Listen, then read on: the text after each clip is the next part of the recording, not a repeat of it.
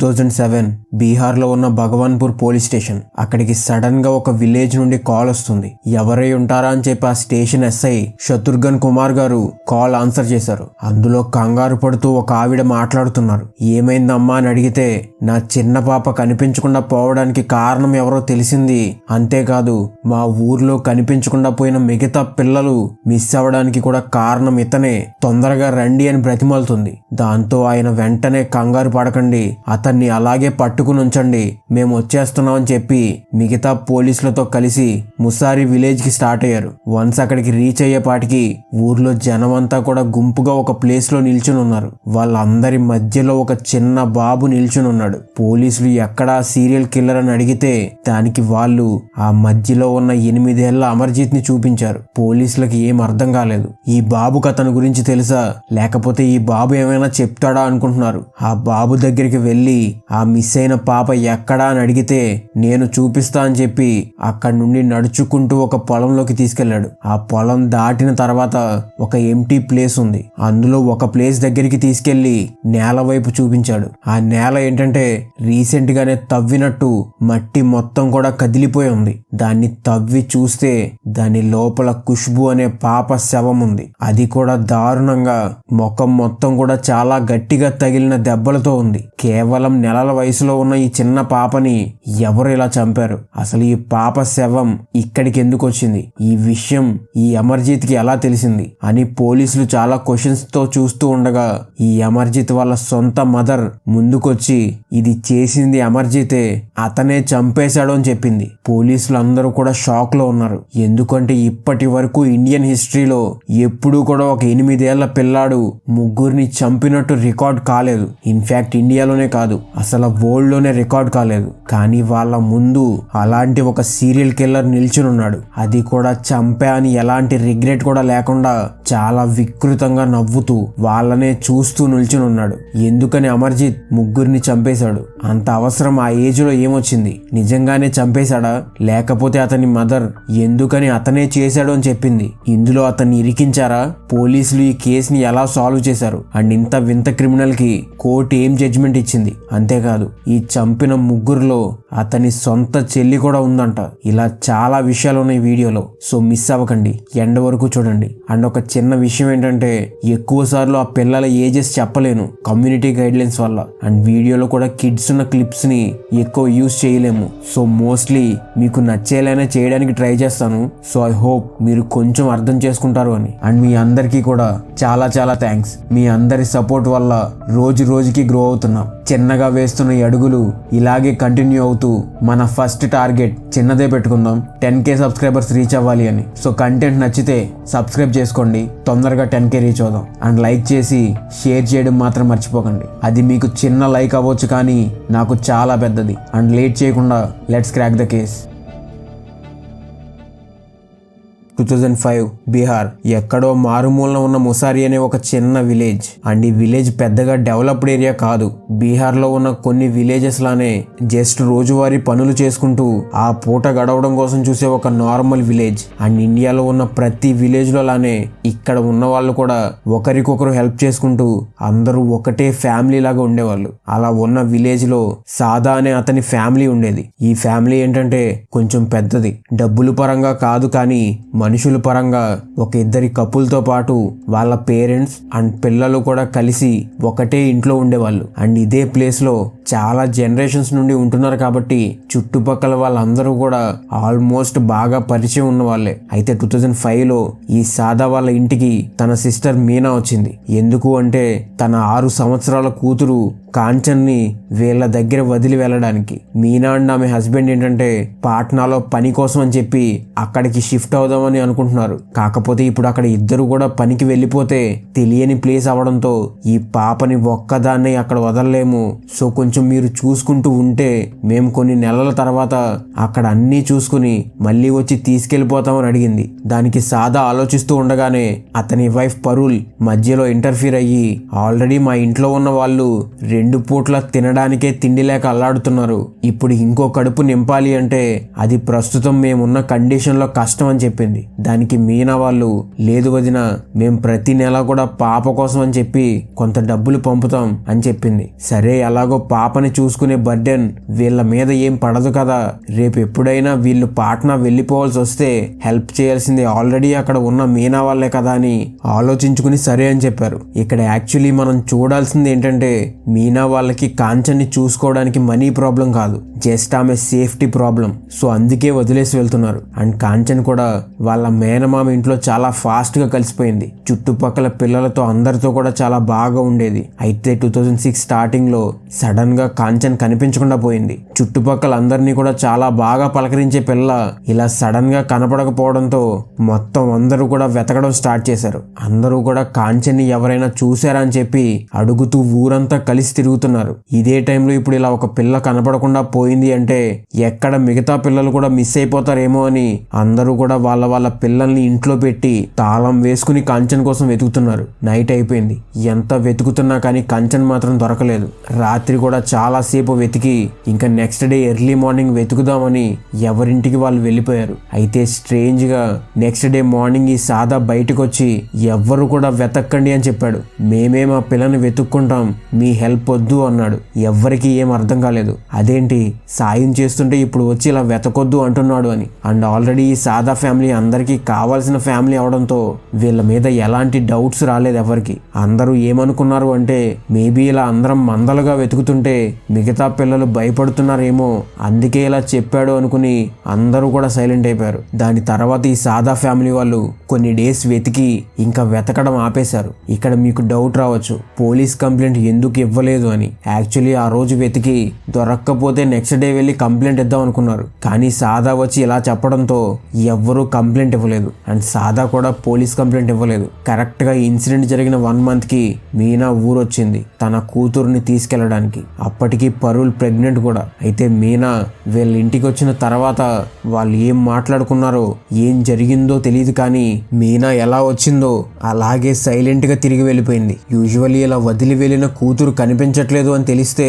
ఏ తెల్లైనా కానీ చాలా గోల చేస్తుంది. కానీ అలాంటిది ఏమీ జరగలేదు. ఇక్కడ మొత్తం సైలెంట్ గానే ఉంది. ఇది చూసిన జనం ఏమనుకున్నారు అంటే కాంచన్ దొరికేసింది, దొరికిన వెంటనే సాదా తనని ఊరు పంపేశాడు అనుకున్నారు. సో అందుకే మీనా ఇప్పుడు జస్ట్ వీళ్ళని కలవడానికి వచ్చి వెళ్ళిపోయింది అనుకున్నారు. ఈ ఇన్సిడెంట్ జరిగిన 3 months కి పరుల్కి ఒక ఆడపిల్ల పుట్టింది.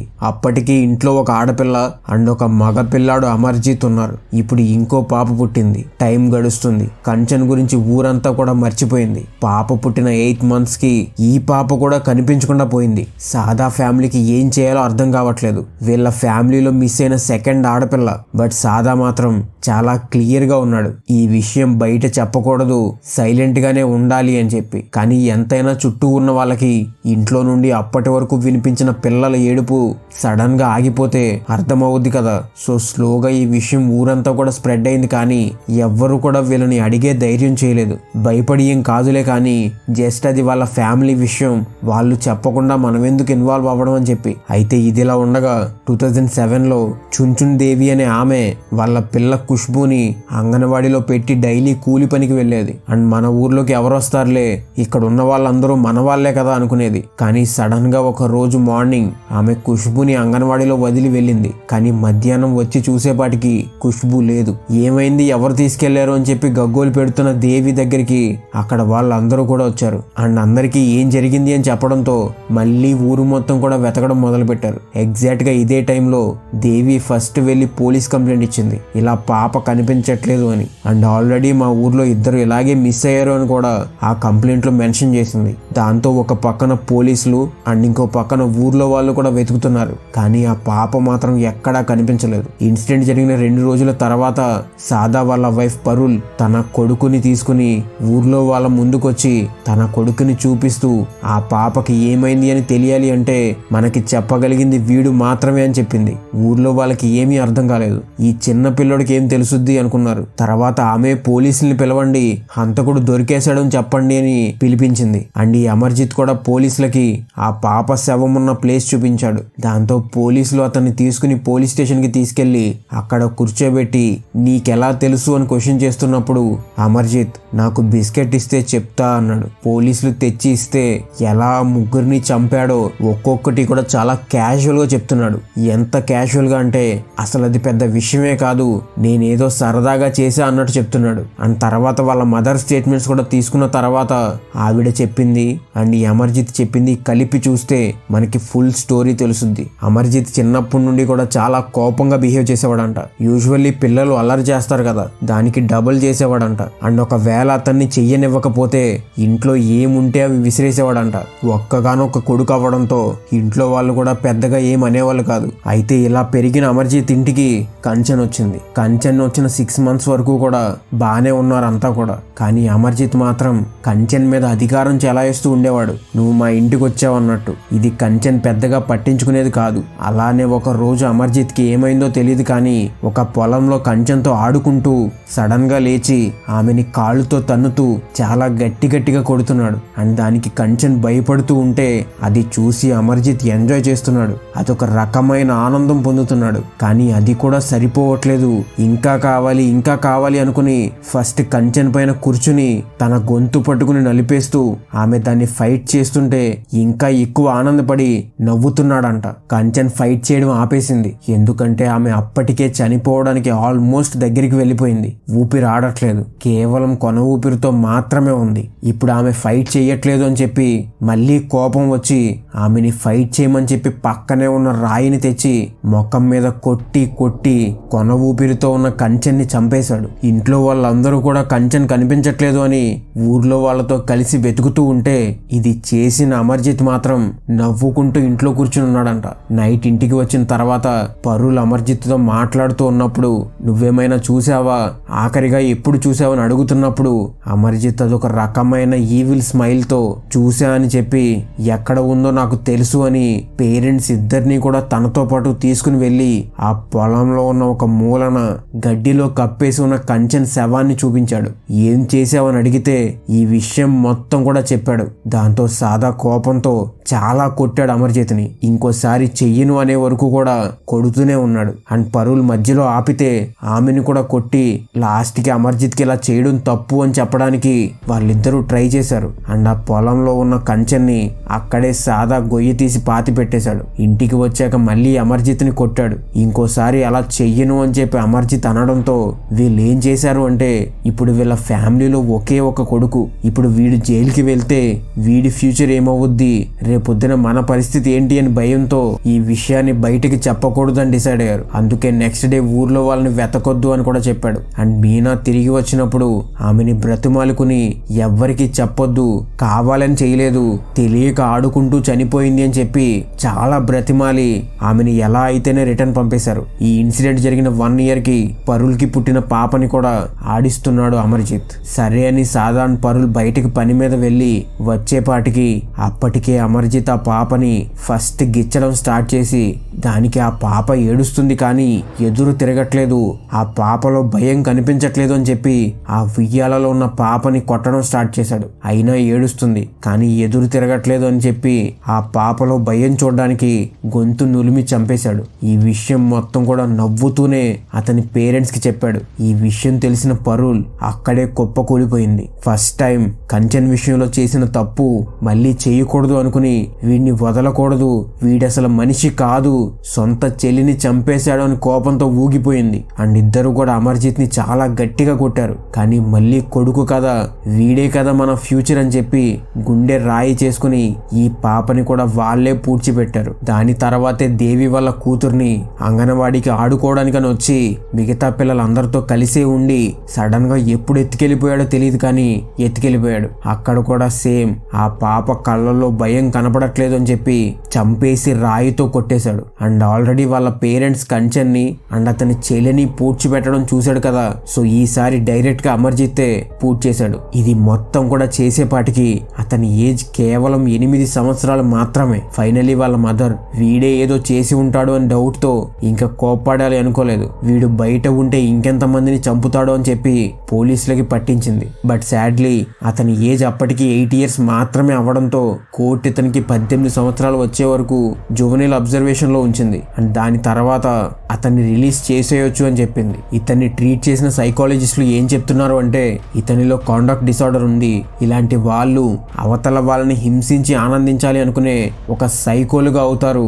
అమర్జిత్ అయితే ఈ ఏజ్ లోనే ఒక శాడిస్ట్ గా మారాడు అని చెప్పారు. ఇలా అవ్వడానికి రీజన్ ఏంటి అంటే మాత్రం అందరూ కూడా ఇతను పుట్టుకతోనే ఒక సైకో అని చెప్పారు. బట్ ఒక్క సైకాలజిస్ట్ మాత్రం ఒక చిన్న పాసిబుల్ ఎక్స్ప్లెనేషన్ ఇచ్చారు. ఇది వ్యాలిడో కాదో విన్న తర్వాత మీరే చెప్పాలి. ఇంట్లో సాదా అంటే అందరికీ భయం, దీన్ని అమర్జిత్ కూడా కావాలి అనుకునేవాడు. అతన్ని చూసి అందరూ భయపడాలి అనుకునేవాడు. అండ్ కొన్నిసార్లు ఇంట్లో గొడవల్లో సాదా పరుల్ని అండ్ మిగతా వాళ్ళని కూడా కొట్టడం చూసిన Amarjit already conduct disorder starting stage లో ఉన్నప్పుడు ఇలా చేస్తే భయపడతారు అని చెప్పి వైలెంట్ గా బిహేవ్ చేయాలి అనుకున్నాడు. అండ్ కంచెంతో కూడా ఇలాగే అనుకుని స్టార్ట్ చేశాడు. కానీ ఆ వైలెన్స్ చేసే కొద్దీ ఇతను ఇంకా ఇంకా చెయ్యాలి అనుకున్నాడు తప్ప ఆపాలి అనుకోలేదు. దాన్ని ఎంజాయ్ చేయడం స్టార్ట్ చేశాడు. ఫస్ట్ టైం ఒక హత్య చేశాక దాని నుండి వచ్చే హ్యాపీనెస్ మళ్ళీ మళ్ళీ కావాలి అనుకుని ఇంకో 2 హత్యలు చేశాడు అని చెప్తారు. నాకైతే ఈ ఎక్స్ప్లెనేషన్ కొంచెం కరెక్ట్ గా ఉంది అనిపించింది. మీకు కూడా అలాగే అనిపిస్తే చెప్పండి. అండ్ ఇంకో షాకింగ్ విషయం ఏంటంటే అమర్జిత్ ఇప్పుడు ఎక్కడ ఉన్నాడో తెలుసా? మన మధ్యలోనే ఉన్నాడు. 2016లో అతన్ని రిలీజ్ చేసేశారు. అది కూడా ఒక కొత్త నేమ్ అండ్ ఐడెంటిటీతో. సో ఇప్పుడు అతని నేమ్ అమర్జిత్ కాదు, ఏ పేరైనా అయి ఉండొచ్చు, ఎక్కడైనా ఉండుండొచ్చు, అంతెందుకు మీ పక్కన కూడా ఉండొచ్చు. జైల్లో వాళ్ళైతే అతను మారిపోయాడు, ట్రీట్మెంట్ తర్వాత మంచోడుగా అయ్యాడు అని చెప్తున్నారు. మరి అది ఎంతవరకు నిజమో, అతను నిజంగానే మారాడో లేదో తెలియదు. అండ్ ఇలాంటి కేసెస్ లో ఏంటంటే రిలీజ్ అయిన తర్వాత అతని ఐడెంటిటీస్ ని చాలా జాగ్రత్తగా ఉంచుతారు. సో ఇంకా మనం కొంచెం మేబీ భయపడాలేమో. అండ్ ఈ కేసులో నాకు అసంతృప్తి ఏంటంటే అతని పేరెంట్స్ ని పనిష్ చేయలేదు. ఒక రకంగా వాళ్ళు కూడా ఇన్వాల్వ్ అయ్యారు కదా. ఫస్ట్ హత్య అయ్యాక వాళ్ళు పోలీసుల దగ్గరికి వచ్చి ఉంటే వాళ్ళ కూతురు అండ్ దేవి కూతురు కూడా ప్రాణాలతో ఉండేవాళ్ళు. అండ్ ఆ పూడ్చిపెట్టింది కూడా వీళ్ళే కాబట్టి వీళ్ళను కూడా పనిష్ చేయాల్సింది. మీరేమనుకుంటున్నారో దీని గురించి కమెంట్ చేయండి. అండ్ మీకు చెప్పాలి అనుకునేది ఏంటంటే పిల్లలు పేరెంట్స్ ని చూస్తూనే పెరుగుతారు. మీరే వాళ్ళకు ఒక మంచి ఎగ్జాంపుల్ గా ఉండాలి. ఒకవేళ మీరు లేరు అంటే వాళ్ళు ఎలా చేంజ్ అవుతారో చెప్పలేం. సో కొంచెం జాగ్రత్తగా పెంచండి.